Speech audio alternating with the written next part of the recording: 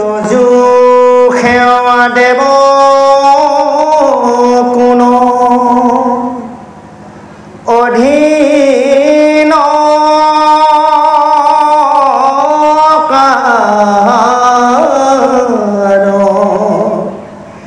স্বৰূপত কিবা তুমি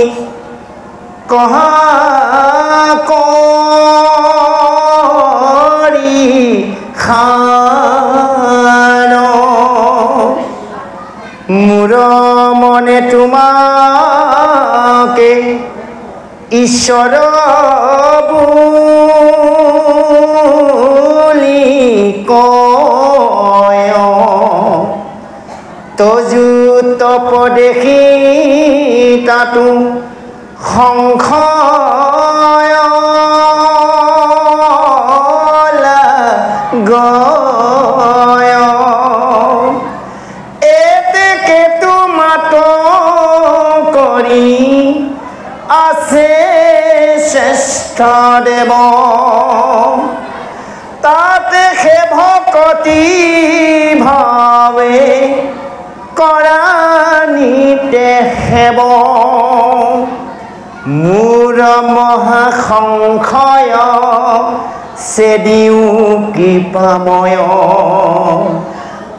ৰাম ৰাম যি মতে বুজিবতে দে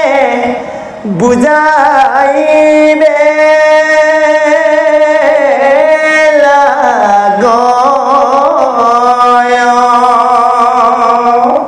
জয় কৃষ্ণ। এতিয়া খুব গুৰুদেৱে এনেভাৱে পৰীক্ষিতক উত্তৰ দিবলৈ গৈছে যে হে ৰাজন পৰীক্ষিত, হে মহাৰাজ, তুমি যি প্ৰশ্ন মোক কৰিলা এই প্ৰশ্ন পূৰ্বতে নাৰদে নিজৰ প্ৰীতিৰ সৃষ্টিকৰ ব্ৰহ্মাক সুধিছিল যে এদিনাখন সেইজন প্ৰজাপতি ব্ৰহ্মাই ভগৱন্তক নিজৰ হৃদয় নিবেদন কৰি শুদ্ধৰ থানত শুদ্ধৰ বসনত বহি নিয়ম সংযমে ভগৱন্তক কৃষ্ণ চৰণ চিন্তা কৰি আছিল। সেন সময়তে সেই কৃষ্ণদেৱৰ যিজন সেৱক যাক কোৱা যায় দেৱকী নাৰদ, সেই স্থানত নাৰদ উপস্থিত হ'ল আৰু ব্ৰহ্মাই নাৰদক দেখি অৰ্থাৎ নিজৰ পুত্ৰক দেখি আনন্দ লাভ কৰিলে আৰু সেই সময়তে সেই প্ৰজাপতি ব্ৰহ্মাক নাৰদে সুধিছিল যে হে গুৰুদেৱ, হে পিতৃদেৱ, হে সৃষ্টিকৰ, তুমি মোক এটা কথা বুজাই ক'ব লাগে আৰু মই যি কথা জানিব বিচাৰিছোঁ সমস্ত জগতৰ বাবে কল্যাণ সাধন হ'ব। কাৰণ নাৰদে কৈছিল যে এই জগতখন যে প্ৰকাশ পাইছে অৰ্থাৎ সৃষ্টি হৈছে, এই জগতখনে কাৰ অধীনত কাক আশ্ৰয় কৰি আছে আৰু এই জগতক কোনে সৃষ্টি কৰিছে আৰু কোনেনো পালন কৰিছে, এই কথাখিনি মোক বুজাই কোৱা। আৰু এয়া হৈছে মোৰ মনৰ সংশয় আৰু তুমি কোৱা হে গুৰুদেৱ, আচুক ইখব কথা আপোনাকো কহ কোনৰ দাতা গুৰু তজু পিতামহ, যে এই কথাটো তুমি মোক বুজাই কোৱা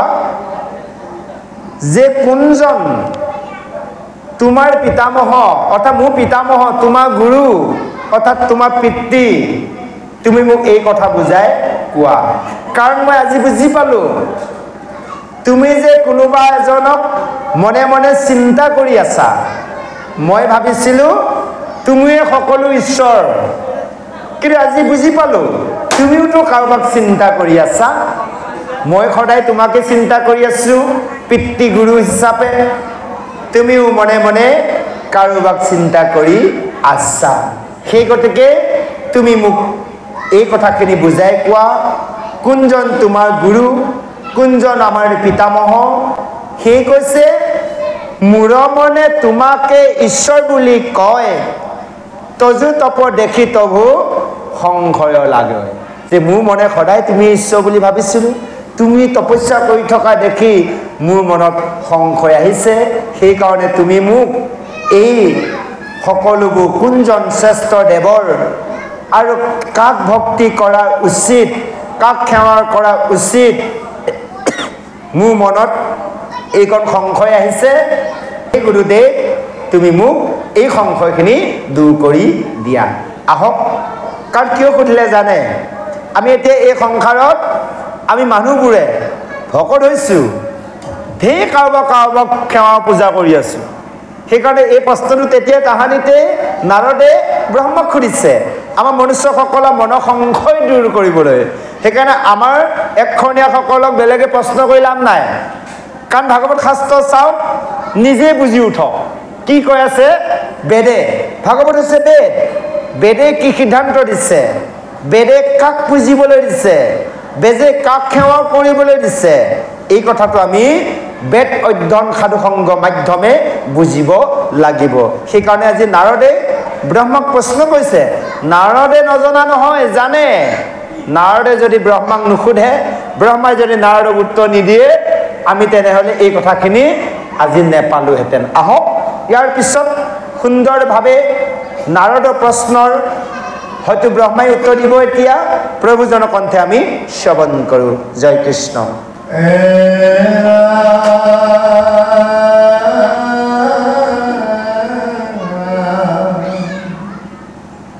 নাৰদৰ বাণী শুনি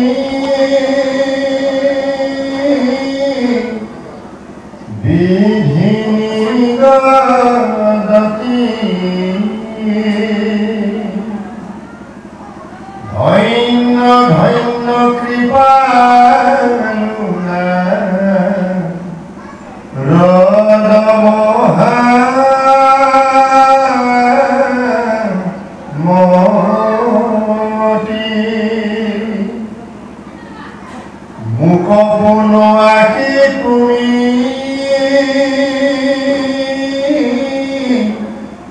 কৃপাহে কৰিলা জাতু গোবিন্দৰ গুণ কহিবে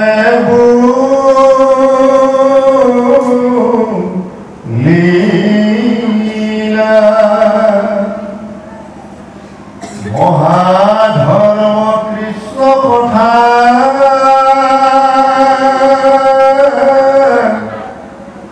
শ্ৰৱণ কীৰ্তন এনেকে বনাও ভূয়ায়ে মন ঈশ্বৰ বুলিয়া দিবা মানা ইও সাংগে মিছানুহি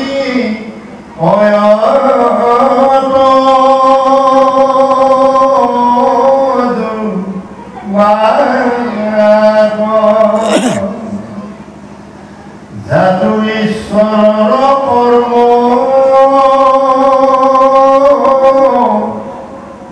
আমাতে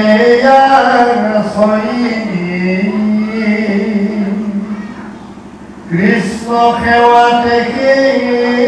মোৰ এইটো মহু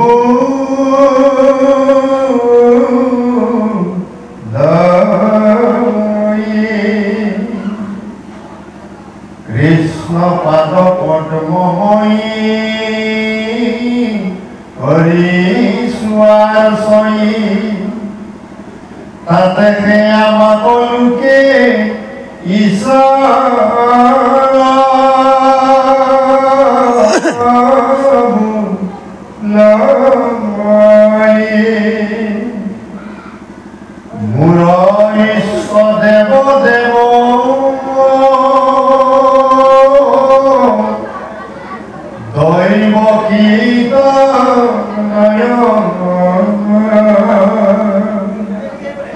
কৃষ্ণ বিনে সেৱা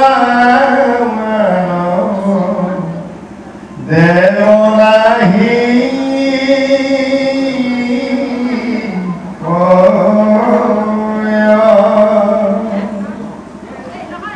যাৰ প্ৰকাশিত ইটো সমস্তে জগত নিমিত মাত্ৰকে মই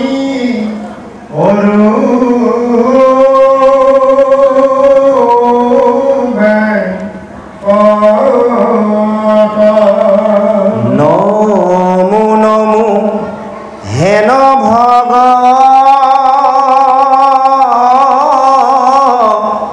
ভগৱন্ত্ৰ বাসুদেৱ কায় বাক্য মনে টান পাৱে কৰো হেব যাহাৰ আগত মায়া ৰহিবে নপাৰিয়া লাজে ভয়ে দূৰ হইয়া থাকে অন্ত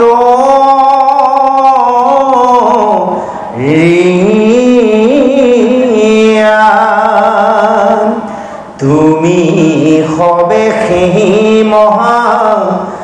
মায়ারে তু ভুলিলা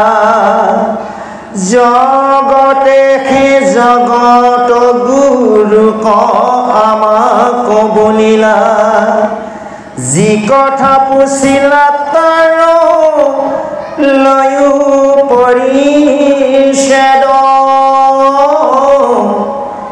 খবে কৃষ্ণময় ইটো কৈলো সত্য ভেদ জয় কৃষ্ণ। ইমান সুন্দৰভাৱে কৈছে যে নাৰদৰ কথা শুনি আজি ব্ৰহ্মাই উত্তৰ দিছে, পৰীক্ষিতৰ কথা শুনি খুব গুৰুদেৱে উত্তৰ দিছে, 28,000 ঋষি কথাত সুতে উত্তৰ দিছে।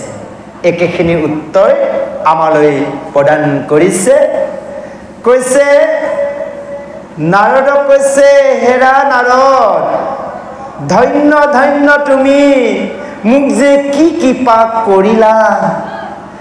কাৰণ মোক তুমি কি কৰিলা, সেইজন গোবিন্দৰ ভগৱন্তৰ কৃষ্ণৰ কথা ক'বলৈ আদেশ দিলা। কাৰণ সেইজন কৃষ্ণকে মই চিন্তা কৰিছিলোঁ, কিন্তু তুমি যে মোক আৰু বেছিকৈ মনত পেলাই দিলা। সেইকাৰণে আমিও এই সুযোগতে আজি নবাসৱৈ মিলনজ্যোতি যুৱক সংঘৰ যুৱক সমস্তলৈ ধন্যবাদ প্ৰদান কৰিছোঁ। তেওঁলোকৰ চৰণত আমিও শতকোটিবাৰ নমন কৰিছোঁ। যে কাৰণ তাৰাসৱে পূজ্য, তাৰাসৱে ধন্য, তাৰাসে সুহৃদজন, কলিযুগে হৰি আনকো বোলাৱে আপোন কৰে কীৰ্তন। আজি হয়তো আমি এইকণ সময় গৃহতে থাকিলোহেঁতেন, দিনৰ ভাগত ভকতৰ সংগ আছিল, এইকণ সময় গৃহত থাকিলোহেঁতেন। অন্তত আজি আমাক ইয়াত আমন্ত্ৰণ কৰি আমাকো যে ভগৱন্তৰ নাম লোৱা সুবিধা কৰি দিলে, আমি সমস্তজনৰ শ্ৰীচৰণত চিৰঋণী হৈ ৰলোঁ। সেই গুৰু সমস্তই মাতৃ সমস্তৰ আজি ব্ৰহ্মাই নাৰদক কৈছে, তুমি যে মোক কি কৃপা কৰিলা, যে এয়া হৈছে মহাধৰ্ম। কৃষ্ণ কথা শ্ৰৱণ কীৰ্তন হৈছে মহাধৰ্ম। ধৰ্ম আৰু হৈছে মহাধৰ্ম, দুটা বস্তু। ধৰ্ম কিবা প্ৰভু কৃষ্ণ হৰি ৰাম হৰি গুৰু প্ৰসন্ন হওক, কৃষ্ণই কৃপা কৰক। জয় কৃষ্ণ। যা হওক ধৰ্ম আৰু মহাধৰ্ম আমি ধৰ্ম ৰক্ষা কৰিব লাগে কিন্তু আমি যদি কৃষ্ণৰ ধৰ্মত আমি চলিছোঁ যেতিয়ালৈ আমি মহাধৰ্ম কৰ্ম নকৰোঁ তেতিয়ালৈ আমি জীৱক গতি দিব নোৱাৰোঁ সেইকাৰণে কৈছে কৃষ্ণৰ কথা শ্ৰৱণ কীৰ্তনে হৈছে এয়া হৈছে মহাধৰ্ম এই কথাটো মই কি কৰোঁ বনায়ো শুনাই হুইয়া একমন যে তোমাক কওঁ হে নাৰদ তুমি একমনে শুনা যে ঈশ্বৰ বুলি তুমি মোক যে ভাবিছা এই কথাটো একেবাৰে তোমাৰ কথাটো মিছা নহয় যে মই কাৰোবাক চিন্তা কৰিছোঁ ঈশ্বৰ আছে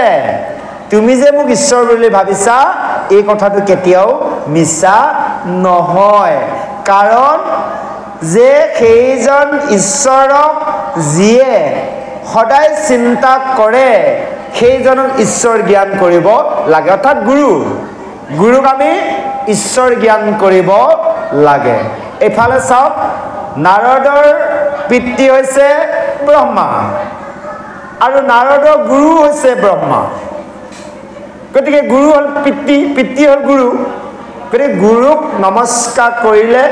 কিন্তু এটা কথাৰ পিতৃক নমস্কাৰ কৰিলেও পিতৃ হয়তো ভগৱান নহ'বও পাৰে এটা মনৰ সন্দেহ থাকে আমাৰ মানুহো থাকে নহয় জানো যে ভগৱান কেনেকৈ হ'ব যে মই সদায় ঈশ্বৰক চিন্তা কৰোঁ ঈশ্বৰৰ কৰ্ম কৰোঁ দেউতাই কোনোদিনাখন ভকতৰ সংগত নাযায় কোনোদিনাখন ঈশ্বৰক নবজে পাৰিলে লগ সমনীয়াৰ লগত ক'ৰবাত সুবিধা পালে অকণমান টিপতে সেইজনক কেতিয়াও ঈশ্বৰ ভাবিব নোৱাৰি গুৰু হিচাপে পিতৃ হিচাপে সেৱা কৰিব পাৰি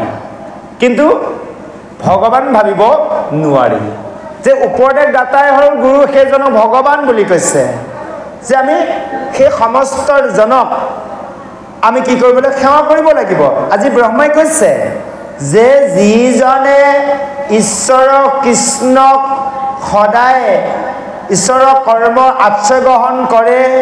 ঈশ্বৰৰ কৰ্ম কৰে ঈশ্বৰক সেৱা কৰে কৃষ্ণে সেৱা দেখে মোৰ ইটো মহাউদয়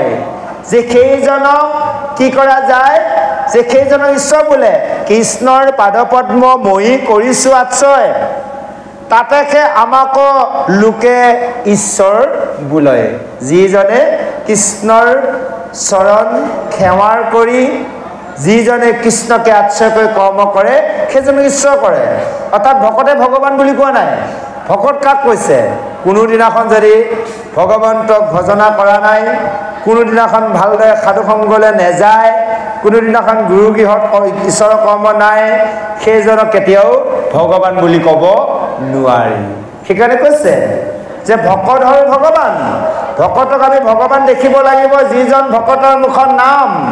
সেইজনক আমি সেৱা কৰিব লাগিব এতিয়া যে বৰ্তমান ইয়াত আমি আছোঁ ইয়াত সমস্তজন ভগৱান মূৰ্তি ভগৱান হৈ আছোঁ ইয়াতে কোনোজন ডাঙৰ ভকত নহয় আপোনালোকে নেভাবিব মেধিয়ে বৰ ডাঙৰ হয়তো কৈ থকা গাই থকা কেইজন বৰ ডাঙৰ কোনেও ডাঙৰ নহয় আজি সকলো আমি সমান ভকত কাৰ্য কৰি কৰ্মত অকণমান ডাঙৰ সৰু থাকিব কিন্তু আজি আমি সমান ভকত ইয়াৰ উদাহৰণ এতিয়া ধৰক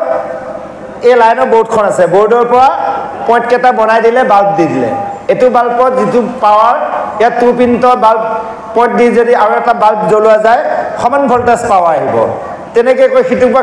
পৰা সিটো দিলে যিমান লগাই বাল্ব সেই সমান পাৱাৰ আহিব অৰ্থাৎ আজি যে আমি সাধু সংঘ একত্ৰিত হ'লোঁ এজন একান্ত ভক্তৰ বাবে সমস্তজন আজি একান্ত ভকত হৈ গ'ল সমস্তজন ভকত সমপৰ্যায় হৈ গ'ল সেইকাৰণে এয়া ভকত সকলো হ'ল ভগৱান সেইকাৰণে এই ভকতক আমি ভগৱানৰ দৰে দেখিব লাগিব কাৰণ এয়া হ'লে বৈকুণ্ঠ সদৃশ সেইকাৰণে কৈছে ও ভকতে ভগৱান ও লৈছে হৰি নাম ও আজি বৈকুণ্ঠ ধানে জয় গোবিন্দ ৰাম যিজন ভকতে নাম লৈছে সেইজনে ভগৱান বুলি কৈছে ভকতে ভগৱান লৈছে হৰি নাম ও হৰি নাম নলোৱাজনক ভগৱান কোৱা নাই নাম ভক্তিতে কৈছে ভকতে ভগৱান লৈছে হৰি নাম এয়াই হ'ল বৈকুণ্ঠ স্থান সেইকাৰণে আজি কৈছে যে মোক সেইকাৰণে সকলোৱে ঈশ্বৰ বুলি কয় আচলতে হৈছে মোৰ ইষ্টদেৱ সেইজন দেৱ দৈৱকী পুত্ৰ সেইজনে কৃষ্ণৰ সেইজনৰ ব্যতিয়েকে অন্য কাকো সেৱা কৰা প্ৰয়োজন নাই আজি নাৰদক কৈছিলে আমাক কৈছে কৃষ্ণৰ ব্যতিয়েকে আমি বেলেগক সেৱা কৰা প্ৰয়োজন নাই সেইকাৰণে কৈছে শাস্ত্ৰৰ উত্তম গীতা ভাগৱতৰ ধৰ্মৰ উত্তম নাম দেৱৰ উত্তম দৈৱকী নন্দন চৰণে কৰো প্ৰণাম যে সেইজন দৈৱকী নন্দন কৃষ্ণক যিজন ভগৱন্তই কি হলে 24টাৰ অৱতাৰৰ ভিতৰত দাপৰৰ অৰ্থাৎ সেই অৱতাৰটো হৈছে আপোনাৰ কেই নম্বৰ জানে 23 নম্বৰ অৱতাৰ 23 নম্বৰ অৱতাৰী যিজন পৰম প্ৰভু ভগৱন্ত পূৰ্ণৰূপে আহিছে বাকিবোৰ অংশৰ অৱতাৰ বাকিবোৰ ঈশ্বৰৰ অংশৰ অৱতাৰ কিন্তু দাপৰৰ শেষত কলি আদ্যত দৈৱকী অৰ্থাৎ কংস কাৰাগাৰত বসুদেৱ দৈৱকী উদৰত যিজন ভগৱন্তই অৱতাৰ লাভ কৰিছে সেইজনে হৈছে পূৰ্ণ ব্ৰহ্ম অৱতাৰ যে বৈকুণ্ঠত থকাৰ কৃষ্ণৰ যি সেই একেজন সাক্ষাৎ সেইজন দাপৰৰ শেষত কলিয়াদ্যত আহিছে যাক কৈছে দৈৱকী নন্দন সেইজনে হৈছে পূৰ্ণ ব্ৰহ্ম বাকি অৱতাৰ 22টাৰ অৱতাৰ অংশৰ অৱতাৰ এয়া হলে 23 নম্বৰ অৱতাৰ এতিয়া 24 নম্বৰ অৱতাৰ লোৱা নাই কিন্তু কলকি শেষত কলকি সেইজন উত্তৰ প্ৰদেশত আছিল মই পাহৰিছো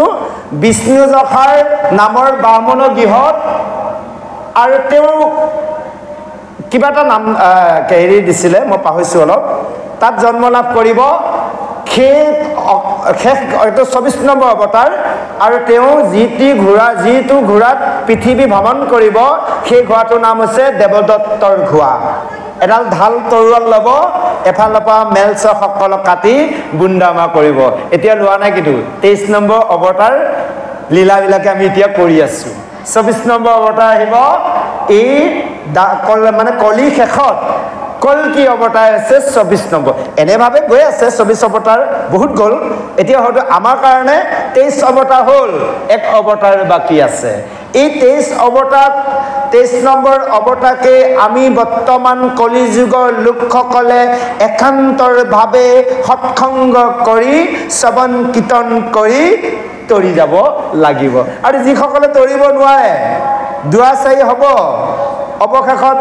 মেলচৰ হাতত সকলো মৃত্যুবৰণ কৰিব লাগিব সেই কৈছে কায়ৰ নমো হেন ভগৱন্ত বাসুদেৱ কায় বাক্য মনে টান পাৱে কৰো সেৱ মই সেইজন ভগৱন্তৰ বাসুদেৱকে কায় বাইক মনে তে চৰণ সেৱা কৰোঁ যাৰ আগত কোনো মায়াৰ টিকিব নোৱাৰে মায়াই হৈ থাকিব নোৱাৰে এতিয়া আমি সকলোৱে মায়াৰ বশৱৰ্তী হৈ আছো এই মায়াৰ দোলডাল আমি কোনেও একো অস্ত্ৰৰে কাটিব নোৱাৰো জুইয়েও পুৰিব নোৱাৰো এনেকুৱাকে আমাক ধৰি আছে মায়াৰ দোলডাল এই দোলডাল কেনেকৈ এৰাই যাব জানে যেতিয়া ভগৱন্তক আমি আত্মগ্ৰহণ কৰিম চাব প্ৰমাণ দুটা প্ৰমাণ আছে এক নম্বৰ প্ৰমাণ আমি খিতুলৈ নাযাওঁ আন এটালৈ আহি আছে ভাদৰ 28 তাৰিখে পৰম প্ৰভু কৃষ্ণৰ জন্ম উৎসৱ হয়নে বাৰু এই যেতিয়া কৃষ্ণৰ প্ৰভু জন্ম হৈছিল কংস কাৰাগাৰত এই যে বসুদেৱ কাৰাগাৰত জন্ম হোৱাৰ লগে লগে কি হৈছিল বসুদেৱ দৈৱকীক মস্তৰ শিকলিয়ে লগাই ৰাখিছিল তাৰ বাদেও কংসৰ দুৱাচাৰীয়ে মস্তৰ দুৱাত ডাঙৰ তলা অলমাই ৰাখিছিল লগাই ৰাখিছিল এই সমস্ত কোনে খুলি দিলে বাৰু ভগৱন্তই খুলি দিলে কেনেকৈ যেতিয়াৰ সেই কৃষ্ণৰ প্ৰভু ভগৱন্তক দৈৱকীয়ে কুলাত পাই গ'ল নিজৰ লগত থকা বান খুলি গ'ল আৰু দৈৱকীৰ পৰা যেতিয়াৰ হাত পাতি বসুদেৱে ল'লে বসুদেৱো বান খুলি গ'ল লগে লগে সমস্ত দুৱাৰ খোলাৰ গ'ল সেইডালে হৈছে মায়াৰ শিকলি আমাৰো লাগি আছে আমি দেখা নাই কংসৰ লগোৱা শিকলিডাল আমাৰো লাগি আছে আমি দেখা নাই আমি জ্ঞান মাৰ্গে দেখিব লাগিব আমি আধ্যাত্মিক তত্ত্বই সেই মায়াৰ দুলডাল দেখিব লাগিব। কেতিয়া খুলি গৈছিল? যেতিয়াৰ কৃষ্ণক কোলাত লৈছিল। আৰু ইফালে চাওক, সেই যমুনাৰ বাৰিষা কালত ইমান ভৰা যমুনাৰ ফেনে ফুটুকাই বাঢ়িছে। বসুদেৱে কৃষ্ণক লৈ যাওঁতে মাত্ৰ একাঠু পানী হৈছিল, হয়নে বাৰু? ইমান ভৰ বাৰিষা সম্ভৱ? ভগৱন্তৰ বাবে সম্ভৱ, আমাৰ বাবে অসম্ভৱ। আমিও এইখন ভৰা যমুনা, অৰ্থাৎ কি যমুনা? ভৱৰ সাগৰখনত এই জলত আমিও পৰি আছো। আমিও যদি এই কৃষ্ণক আশ্ৰয় গ্ৰহণ কৰোঁ, তেনেহ'লে আমাৰ ভকতৰ বাবে বসুদেৱৰ দৰেও নহয়, কেৱল গোখোজৰ পানী হ'ব। সেইখন মায়াৰ ভৱসাগৰ সংসাৰৰ আমাৰ চৰণো তিয়া নাযায়, সুন্দৰভাৱে শুকানে শুকানে আমি পাৰ হৈ যাব পাৰিম। কাৰণ এয়া হ'লে ভগৱন্তক আশ্ৰয় গ্ৰহণ কৰি। সেইকাৰণে কৈছে দৈব কীৰ অস্ত্ৰম পুত্ৰ যাৰ নাম শ্ৰী কৃষ্ণ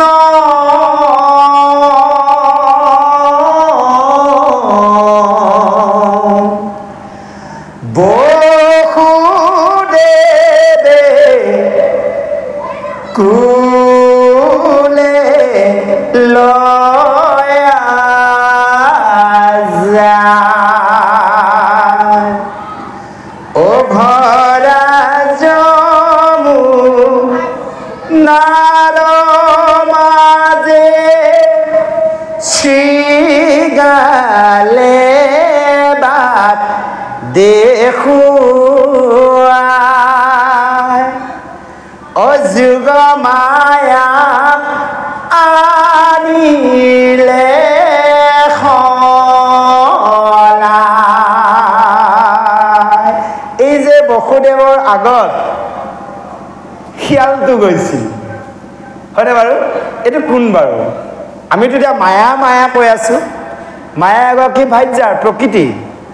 সেয়া হ'ল যোগ মায়া, তাকে কৈছে মহামায়া। ভগৱন্তই সকলো সৃষ্টিৰ আগত আইসকলক সৃষ্টি কৰিছে, জানি ল'ব। আপোনালোকে পুৰুষতকৈও কিন্তু প্ৰধান, কাৰণ ভগৱন্তই সৃষ্টি পাতনিতে প্ৰথমে আপোনালোকক সৃষ্টি কৰিছিল। কাক? বোলে অকলশৰে থাকি মই কৰোঁ কোন কাজ, হৃদয়ৰ পৰা কৰিলন্ত মহামায়াক বাজ। সেই মহামায়াৰ দ্বাৰাহে ভগৱন্তে সৃষ্টি পাতনি আৰম্ভ কৰিছে। সেইকাৰণে সেয়া হ'ল মায়াৰ, শিয়ালটোৱে হ'ল মায়াৰ। সেইকাৰণে কৈছে ও শ্ৰীগাল ৰূপত মায়া যায় আগত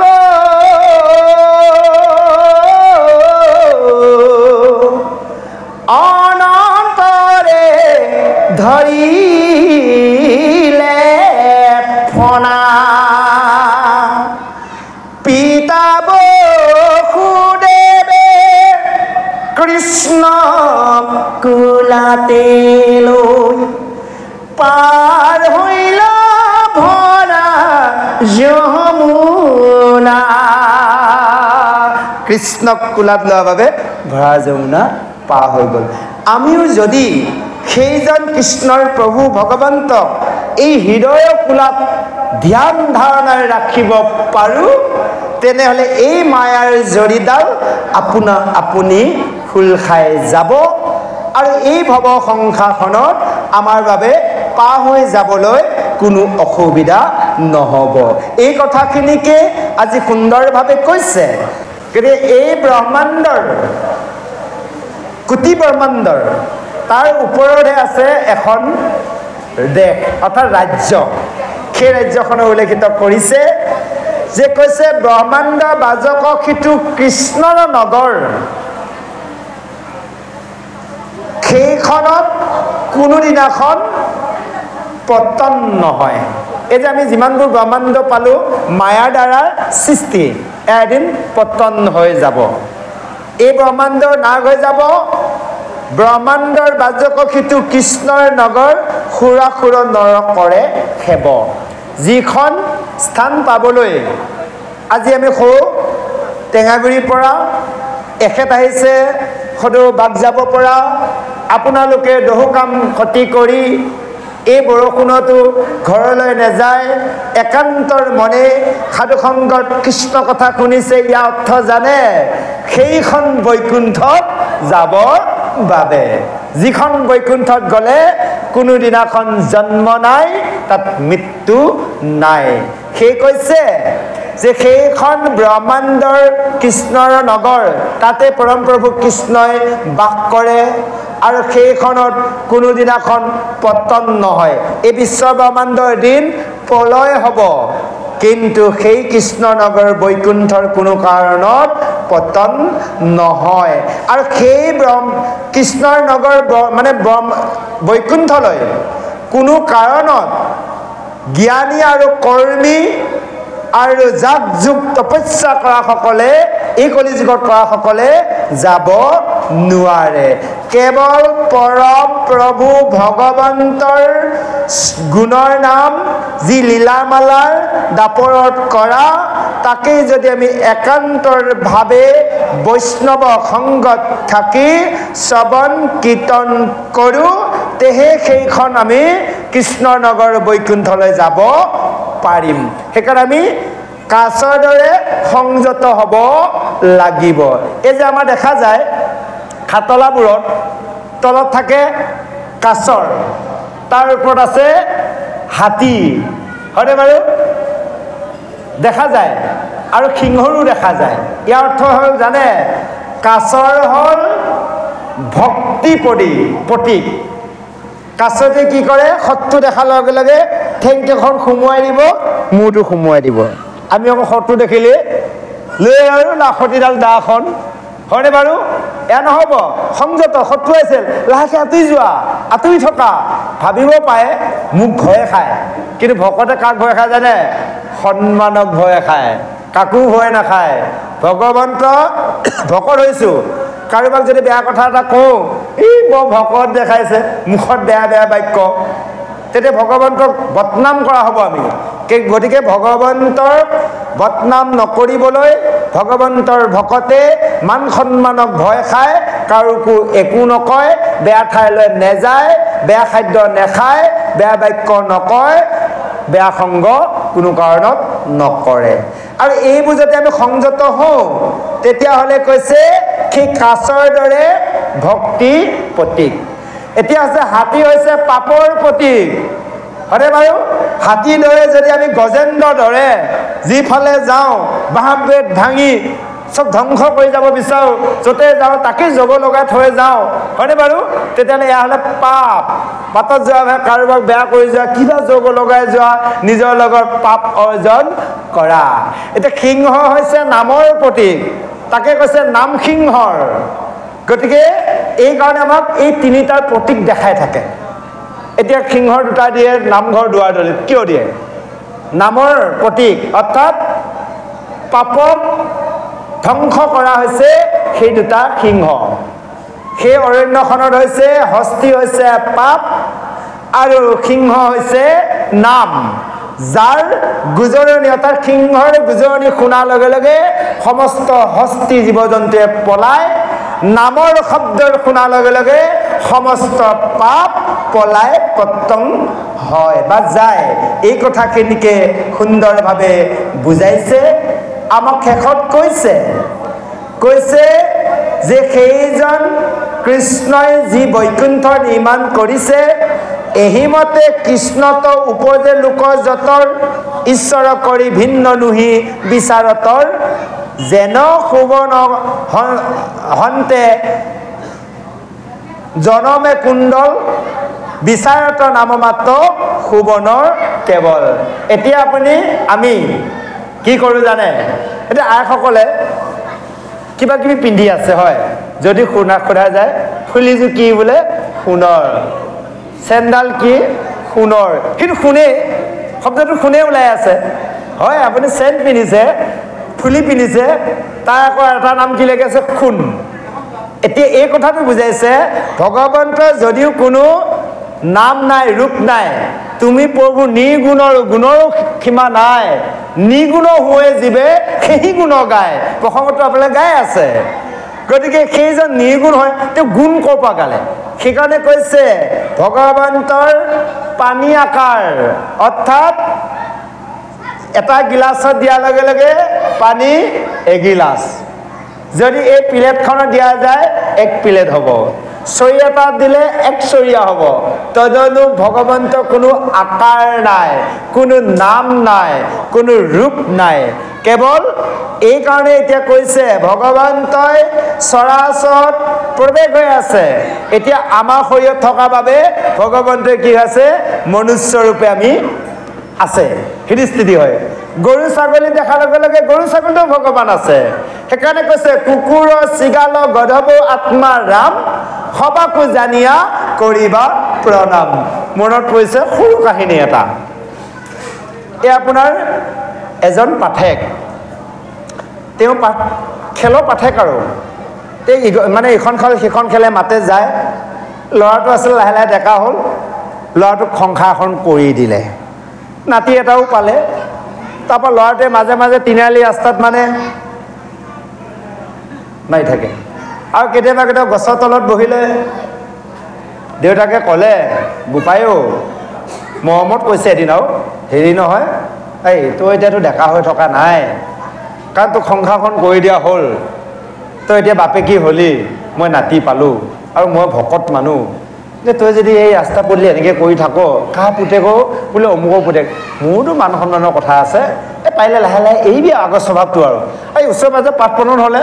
যাবিচোন ভকতৰ সংগত ভকতৰ সেৱা ল'বিগৈ দুটা কথা শিকিব পাৰিবি এই মৰমত যে ক'লে পুতেকে কথাষাৰ গ্ৰহণ কৰিলে এদিন ওচৰতে পাঠ হৈ আছিল দেউতাকক সুধিছে দেউতা আজি ক'ত পাঠ বোলে ওচৰৰে অমুকৰ ঘৰতে অঁ আজি মই যাম দে দেউতা এপাক বোলে বোপাই আহিবি দে বুলি ক'লে গ'ল আৰু পাঠ ওলাই আছে তাত আৰু তেওঁ মানে শুনি আছে কথা এদিনীয়াকৈ গৈছে ইমানটো বুজি পোৱা নাই সেই যে কৈছে এটা শব্দ বোলে চিটিকা পাতিলোঁ নোৱাৰো নানিবা জীয়াও নানিবা সুদা হাতে নপখিবা ঘৰ কিবা এটাতো নিব লাগিব তেওঁ এটা বস্তু লৈ আহিল কুকুৰৰ চিগাল গধব আত্মা ৰাম সবাকো জানিয়া কৰিবা প্ৰণাম বঢ়িয়াকৈ ওলাই গ'ল কথাষাৰ আৰু কীৰ্তনত আৰু তেওঁ লৈ গুচি আহিল আৰু তাৰপিছত আঘোণমহীয়া দিন ধান চাউল কাটাৰ দিন সকলোৱে চোতালে চোতালে ধানৰ ডাঙৰি দুমাই থয়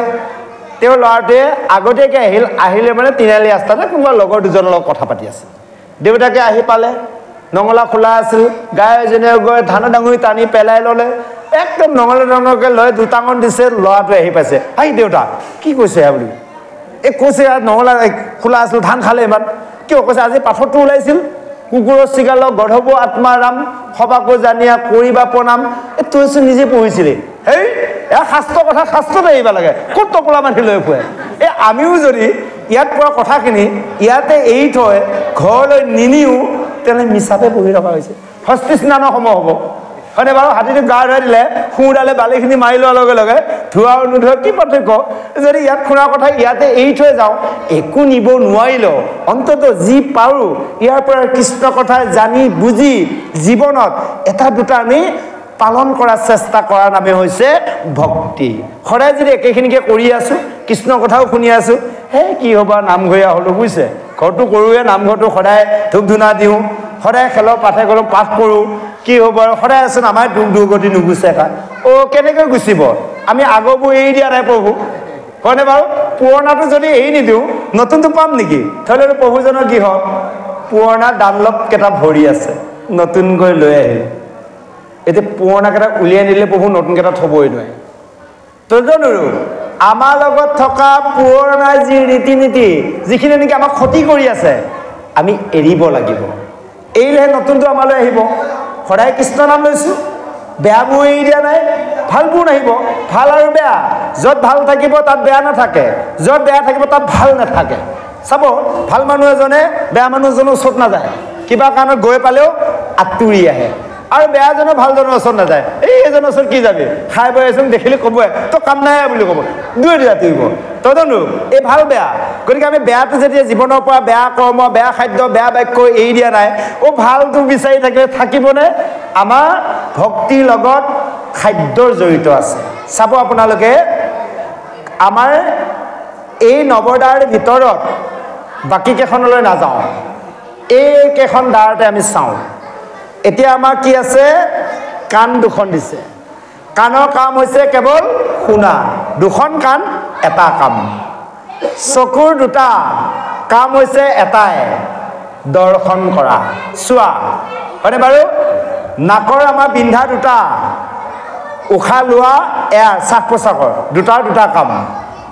তাৰপিছত দিছে আপোনাৰ মুখখন এখনে মুখ কাম হ'ল দুটা ভিতৰলৈ সোমোৱাটো ভোজন বাহিৰলৈ ওলোৱাটো বচন ভিতৰলৈ সোমোৱাটো খোৱা বাহিৰলৈ ওলোৱাটো কোৱা যদিহে সোমোৱাটো বেয়া হ'ল ওলোৱাটো বেয়া হ'ব বোলে মানুহজন ভাল ই খাই বৈ আহিলে বেয়া যা তা মাতি থাকে তাৰমানে কি পাব সোমোৱাই দিয়াটো যেতিয়া বেয়া হ'ল বেয়া সোমাই ওলাই আহি আছে পিছত যেতিয়া পাতলা হৈ যাবলৈ সুধিলে হে মই তেনেকৈ কোৱা নাছিলোঁ নেকি বুলি ক'ব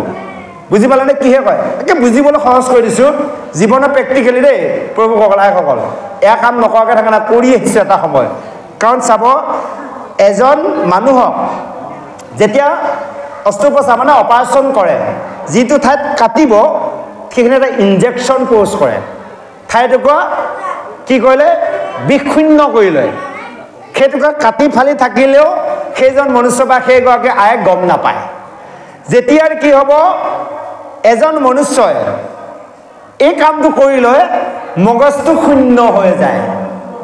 তেওঁ ভাল হে না বেয়া হে না মাক হেনে দেউতাক হেনে নিজৰ ভাইজাগৰাকী না ককাই ভাই ওচৰ চুবুৰীয়া একো চিনি নোপোৱা হৈ যায় মগজ শূন্য হৈ যায় গতিকে জীৱনত প্ৰেক্টিকেলি পৰীক্ষা কৰি কৰি জীৱনত এপট বেয়াই সেইকাৰণে আমি খাদ্যৰ প্ৰতি খুব যত্ন কৰিব লাগিব ইয়াৰ আগতে আমি তেতিয়া এটা কথা শুনিছিলোঁ আমি আছিলোঁ বাহিৰত এজন প্ৰভুৱে সুধিছিল যে আমাৰ বিভিন্ন ল'ৰা ছোৱালীবোৰ আছে বোৱাৰী আছে বিভিন্নজন প্ৰভুৱে বাহিৰলৈ যাব লগা হয় গুৰু কথা আছে কিন্তু খাদ্যৰ যে বাহিৰত কেতিয়াবা খাব লগা হয় কিবা তাৰ পৰা পাপ হ'ব নেকি উত্তৰটো প্ৰভুজনে কি দিলে মাইক ফোনত আমি নুশুনিলোঁ প্ৰশ্নটো শুনিলোঁ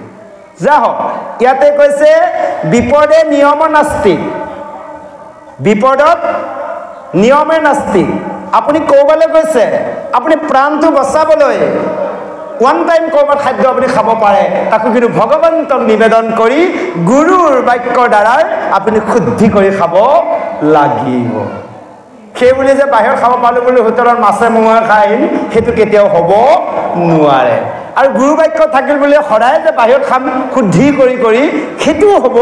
নোৱাৰে কাৰণ বিপদে নিয়ম নাস্তি যেনেকৈ এজন ভকত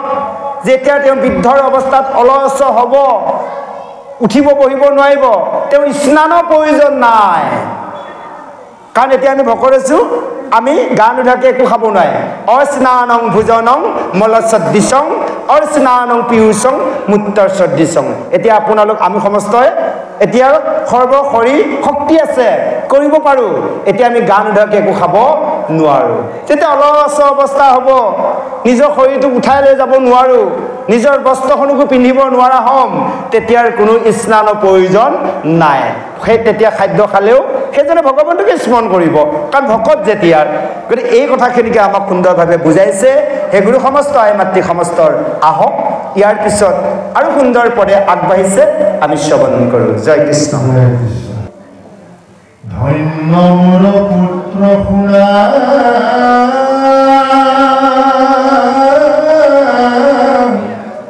সিদ্ধান্ত ইহাৰ ময়ো পূৰ্বে কথা কৰিছোঁ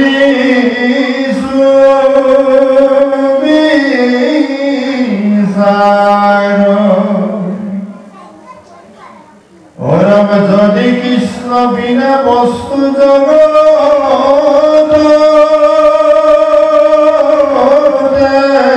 নাই কৃষ্ণ যজু কৃষ্ণ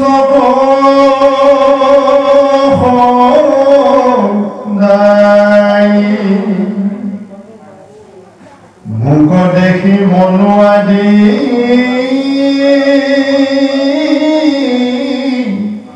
যত মহাজন অহৰি ৰূপ দৈব কৰি তাংক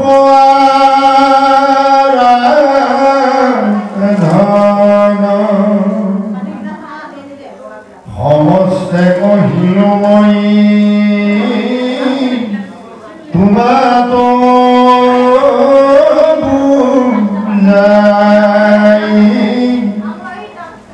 মোৰ ইষ্ট দেৱ কৃষ্ণ বিনে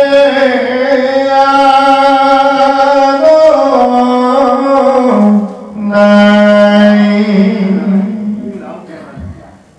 কৃষ্ণৰে আজ্ঞাময়ী ধৰিয়া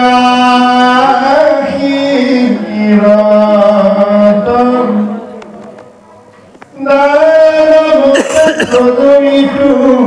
সমস্তে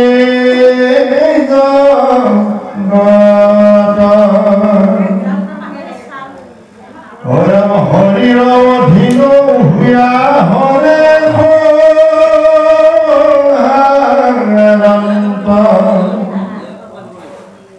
জগতকে ভগৱন্তে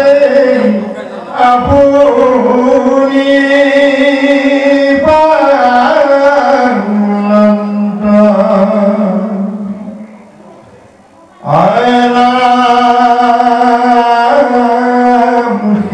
কৃষ্ণ দেৱ মাত্ৰ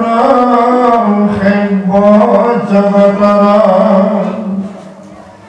কৃষ্ণ বিনে ভজনীয় নাহিকে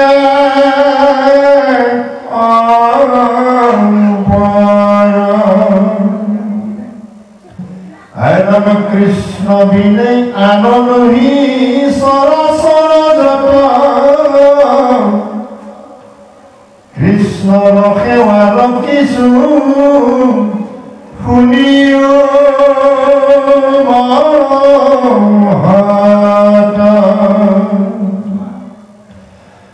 ৰাম মোৰ বাক্য মন ইন্দ্ৰিয়ৰ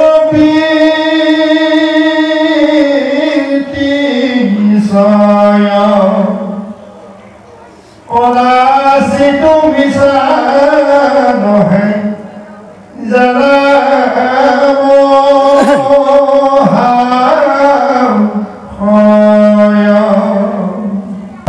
ৰাম মনবি ধ্ৰুৱল ৰুই কহিল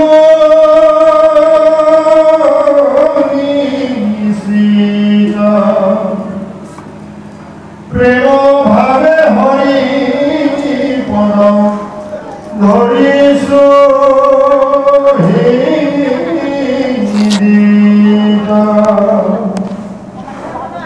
তাতে কেয়া মাজতে খাই মহামগুণ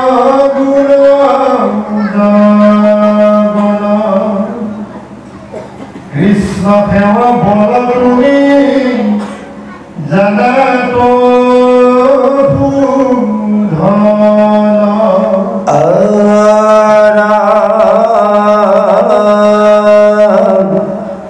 কিছু অৰ্থৰ সিদ্ধি নোহে কৃষ্ণ কথা বিনে মই লভি আছো আৰু প্ৰমাণ আপুনি বেদময় তপোময় মই শ্ৰেষ্ঠ জন প্ৰজাপতি সবু মোক সেৱে অনুক্ষণ উত্তম যুগক ধৰি হুইয়া সাৱধান তবু নজানিলো কৃষ্ণ দেৱৰ প্ৰমাণ হেন গোবিন্দৰ পাৱে পৰি কৰো সেৱ জানকী পাবিনে তাংক নজানয়কে জয় কৃষ্ণ। এতিয়া এনে ভাবি ব্ৰহ্মাৰ কথা শুনি যেতিয়া ব্ৰহ্মাই নাৰদক ক'লে যে হে নাৰদ, এনেভাৱে প্ৰভু ভগৱন্তই সমস্ত চৰাচৰতে তেওঁই ব্যাজ হৈ আছে, এই কথাখিনি নাৰদে শুনাৰ লগে লগে ব্ৰহ্মাক সুধিছে, হে সৃষ্টিবৰ, তেনেহ'লে মোৰ মনত অকণমান সংশয় আহিছে, সকলোতে যদি কৃষ্ণময় হয় তেনেহ'লে তুমি কৃষ্ণক পূজা কৰোঁতে কি দ্ৰব্য দি পূজা কৰা? মোৰ মনত কিন্তু সংশয় আহিছে। এই যে নাৰদৰ কথা শুনি এতিয়া ব্ৰহ্মাই নাৰদক কৈছে, ধন্য মোৰ পুত্ৰ, ধন্য, তুমি শুনা, ইয়াৰ উত্তৰ মই দিওঁ যে তুমি কৰা প্ৰশ্ন, এই সংশয় পূৰ্বতে মোৰো আছিল। যেতিয়াৰ মই প্ৰভু ভগৱন্তই মোক নাভিৰ পদ্মৰ পৰা সৃষ্টি কৰিছিল আৰু ভগৱন্তক পুজিবলৈ ময়ো একো বিচাৰি পোৱা নাছিলোঁ, ভগৱন্তে তেতিয়া মোক এই কথাখিনি বুজাই দিছিল। মই কওঁ শুনা, যে ভগৱন্তৰ দ্ৰব্যকে আমি ভগৱন্তক নিবেদন কৰোঁ। আজি নিবেদন কৰা হৈছে সমস্ত ভগৱন্তৰ দ্ৰব্য। সেইকাৰণে কৈছে, ঐশ্বৰ্য বিভূতি কি দিব তোমাক আপুনি লক্ষ্মী অপতি, কিবা স্তুতি নতি কৰিব তোমাক যাৰ ভাজ্যা সৰস্বতী। ভগৱন্তক দিবলৈ আমাৰ একো নাই, তেওঁৰ দ্ৰব্য তেওঁকে নিবেদন কৰোঁ আৰু আমি নিজাকৈ একো ক'বলৈ নাই, তেওঁৰ কৰ্মৰ তেওঁৰ বাক্য আমি কৈ আছোঁ। সেইকাৰণে আমি আসন বসনৰ কথা প্ৰথমে কৈছিলোঁ। ভগৱন্তক যদি নিবেদন কৰা খেলি মেলি হ'ল, লাগি গ'ল। আগত পাইছিলোঁ আৰু যেতিয়া আমি পাঠ কৰোঁ, আমাৰ লগৰ একেলগে ব্যাখ্যা কৰা দুজনমান গুৰু পাইছিলোঁ, কয় পিছফালৰ পৰা, এই কি কৈ আছে? মই গৈ আছোঁ আগৰজনক বেয়া বুলি ক'লে পিছত যায় তেওঁ আৰু বেয়া হয়, তাৰমানে অহংকাৰ ভাৱ আহি গ'ল।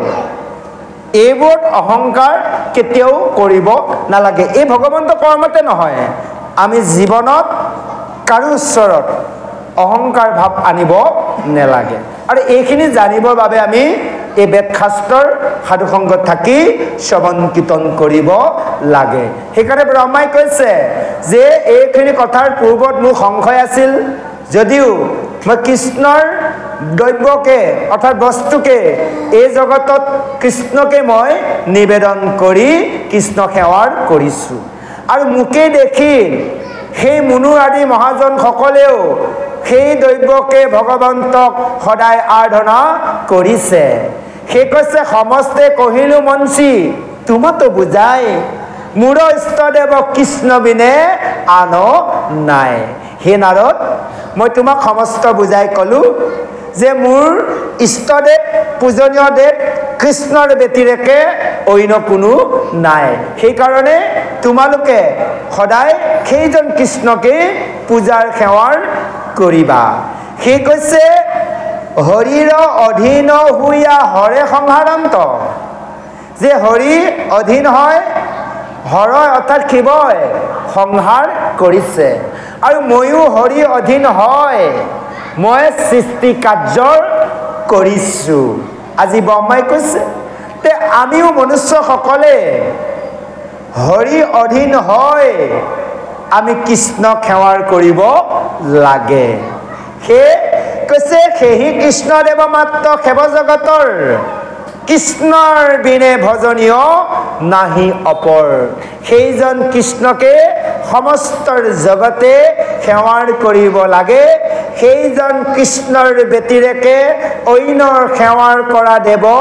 কোনো নাই। কাৰণ কৃষ্ণৰ বিনে এই চৰাচৰত একোৱে নাই। কৃষ্ণৰ সেৱাৰ মহত্বৰ কি হয়,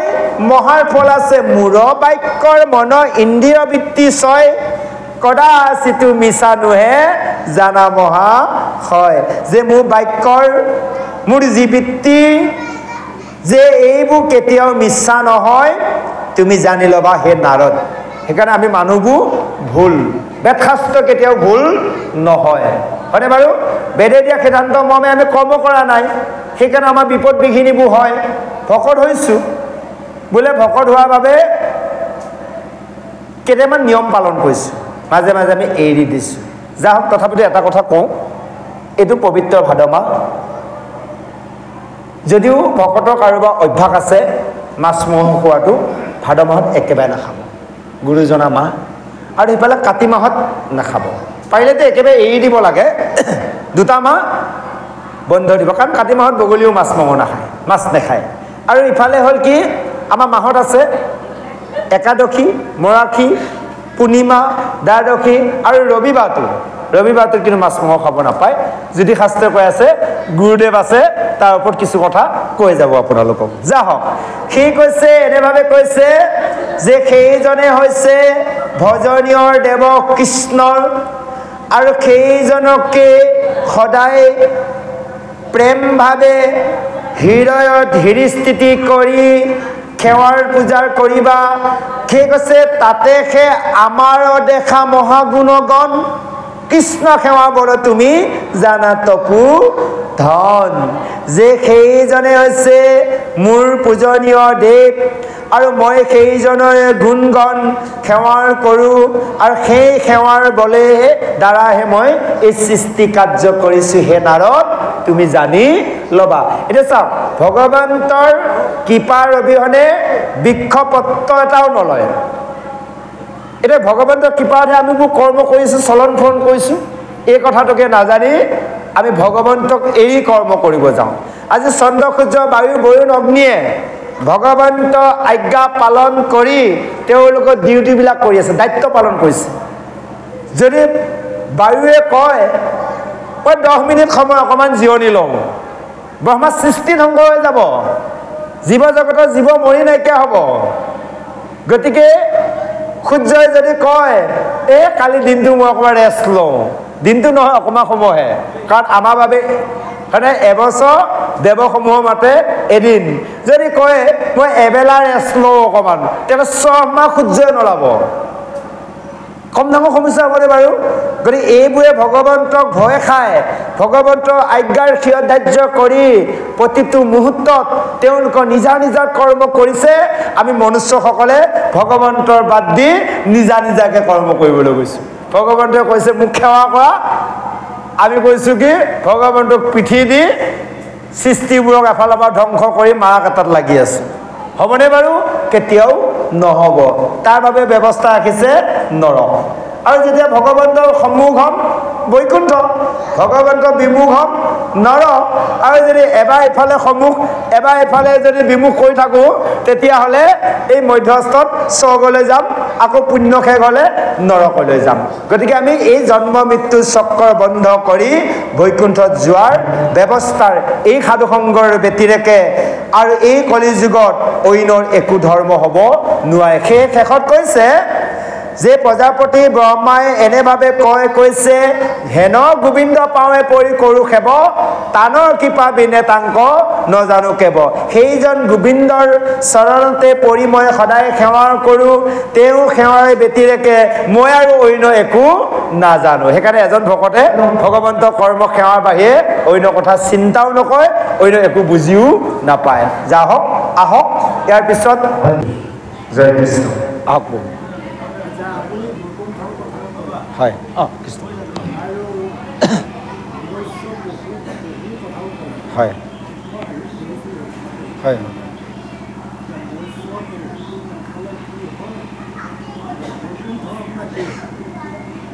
প্ৰভু কথাখিনি ভালদৰে শুনা নাই, স্পীকাৰ এটাৰ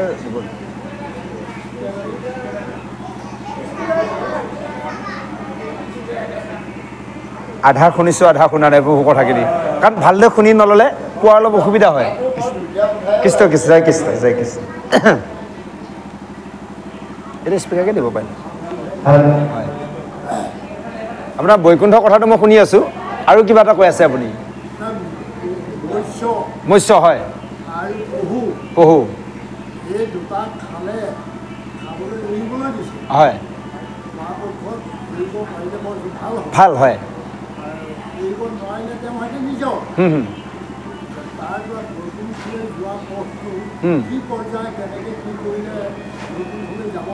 হয় জয় কৃষ্ণ এতিয়া আমাৰ প্ৰভুজনে সুন্দৰ এভাগী প্ৰশ্ন বুলি আমি নকওঁ সংশয় আলোচনা কৰিবলৈ আমাক সমস্তক আগবঢ়াই দিছে যে আমি প্ৰভুজনৰ চৰণত শতকোটি প্ৰণাম জনাইছোঁ হে গুৰুদেৱ আপোনাৰ প্ৰশ্নৰ বা আপোনাৰ কথাষাৰ যুক্তি দাঙি ধৰা খাদ্য শক্তি নাই আমি অকণমান চেষ্টা কৰিম ভুল হ'লে ক্ষমা কৰিব এতিয়া বেদত কৈছে এজন ভকতে যদি তেওঁ এই ভগৱন্তৰ সৃষ্টি জীৱসমূহৰ ভিতৰত চাইমুঠি জীৱৰ ভিতৰত আমাক একমুঠি জীৱৰ খাদ্যৰূপে দিছে উৱন বুৱন গজন ভ্ৰমণ আমাৰ ভকতৰ বাবে দিছে কৃষ্ণৰ ভকতৰ বাবে গজনৰ খাদ্য বাকীবোৰ আছে এইবোৰ মানুহৰ কাম মানুহৰ ভকতৰ মাজত বহু পাৰ্থক্য আছে কাৰণ কৈছে আমি প্ৰথমে সকলো মানুহ কি মানুহ নৰ মানুহ জন্মনা জাতে শূদ্ৰ সংস্কাতে উচ্চতে দ্বিজ বেদ অভ্যাসে বিপ্ৰ ব্ৰহ্ম জানন্তি ইতি ব্ৰাহ্মণ আমি জন্ম হতে শুদ্ধ হৈ জন্ম লৈছোঁ আমি যে এছটি মানুহ বুলি নহয় কোনোবাৰ উচ্চ জাতি মহন্তৰ কুলতো হ'ব পাৰে তথাপিতো শুদ্ধৰ কাৰণ মাৰ সেই গৰ্ভ সকলোৰ বাবে সেইখন নৰক সেইকাৰণে নৰ মনুষ্য যিদিনাখনে গুৰুত শৰণলৈ গ'লোঁ শৰণ ভজনৰ মাৰ্গলৈ গ'লোঁ সেইদিনাখনৰ পৰা আমাৰ হ'ল দ্বিতীয়ৰ জন্ম জন্মনা যাতে শুদ্ধ জন্মতে সকলো শুদ্ধ হয়নে বাৰু সংস্কাতে উচ্চতে দ্বিজ দ্বি শব্দ দ্বিতীয় জ শব্দ জন্ম দ্বিতীয়ৰ জন্ম পালোঁ কি হ'লো জানে বোলে বাপ হয়নে বাৰু ভকত বোলে আইগৰাকী গোসানী কিন্তু এতিয়া আৰু মানুহ বুলি নকয় এই যেতিয়া আমি দ্বিজ হ'লোঁ সংস্কাতে আমি যেতিয়া দ্বিজ দ্বিতীয় জন্ম পালোঁ ভকত হ'লোঁ সিদিনাখনৰ পৰা প্ৰভু এই খাদ্য সংযতটো বিশ্বাস কৰিব লাগিব বেদৰ কথাটো আমি মানিব লাগিব কাৰণ বেদত কৈছে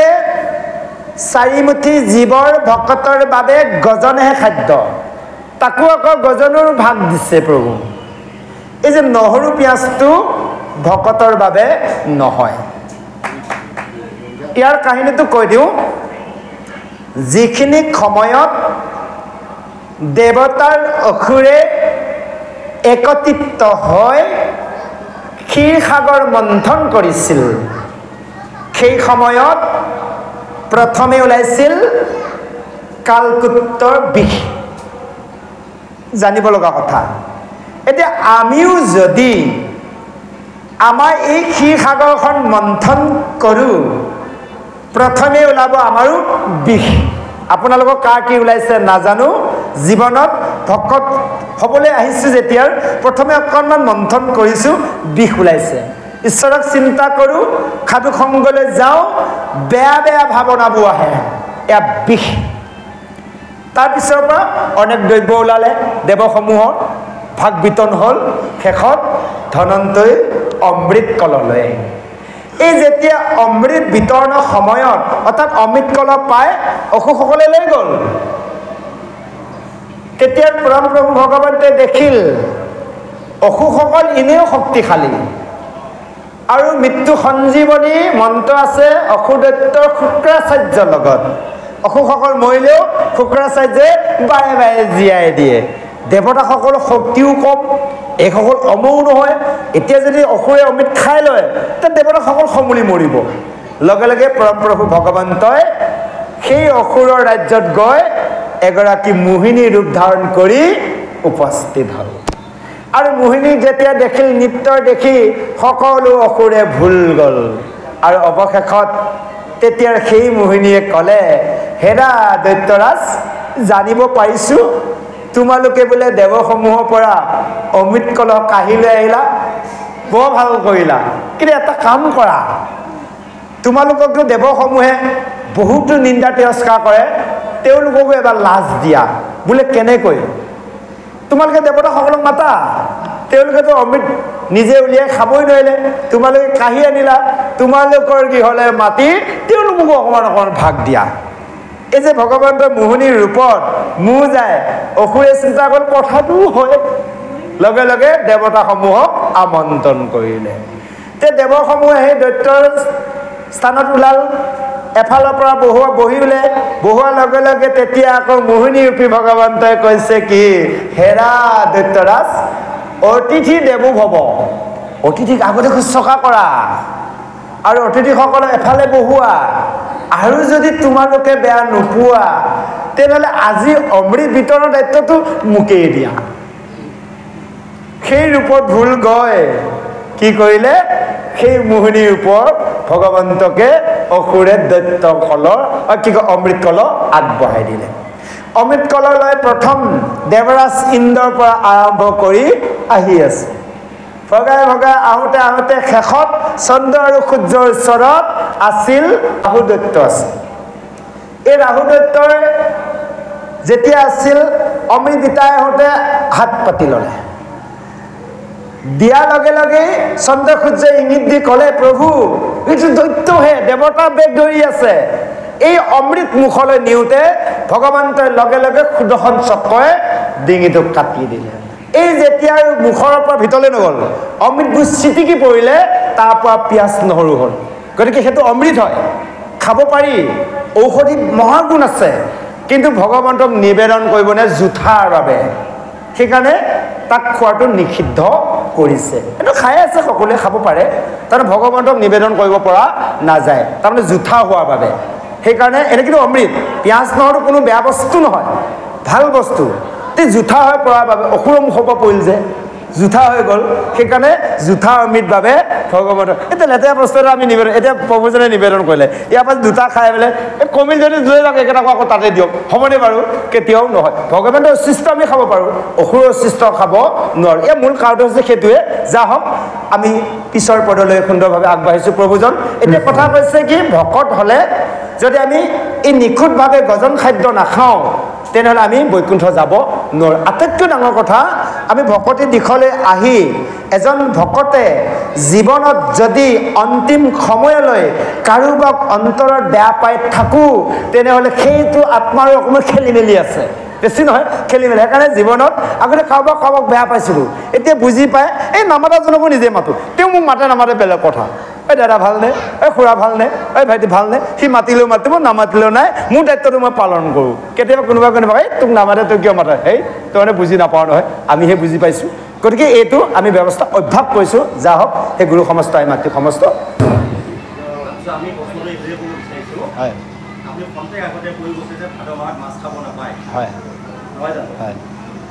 আকৌ এতিয়া আপুনি এটা কথা কৈছে যে আমাৰ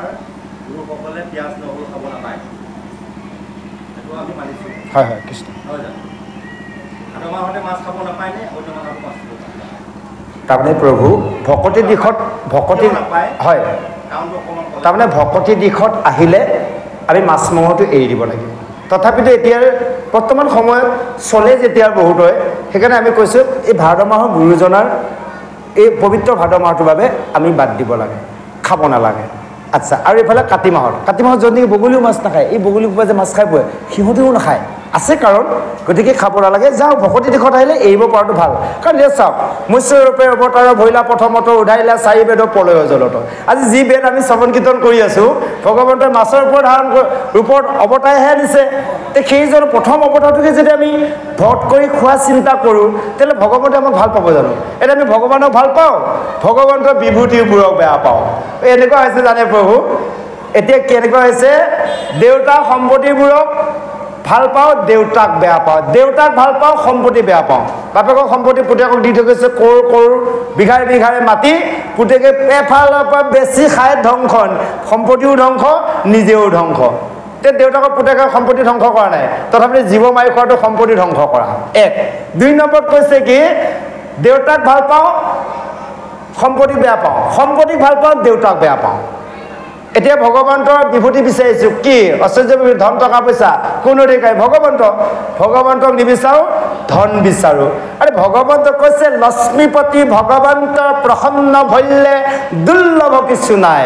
লক্ষ্মীপতি ভগৱন্তক যেতিয়া আমি সন্তুষ্ট কৰাব পাৰিম আপোনাৰ আমাৰ সমস্তই নদন বদন হ'ব এতিয়া আমাৰ কৰা কৰ্ম ভুলৰ বাবে প্ৰভু আমি অকণমান দুখ যন্ত্ৰণা ভুগিব লগা হয় ধনৰ অভাৱত পৰিব লগা হয় মনৰ অভাৱত পৰিব লগা হয় ইত্যাদি পৰিব লগা হয় যা হওক সেই গুৰু সমস্ত মাতৃ সমস্ত সময় প্ৰতি লক্ষ্য ৰাখি আমি এখনৰ পৰা বিৰতি লৈছোঁ আমাৰ মাজত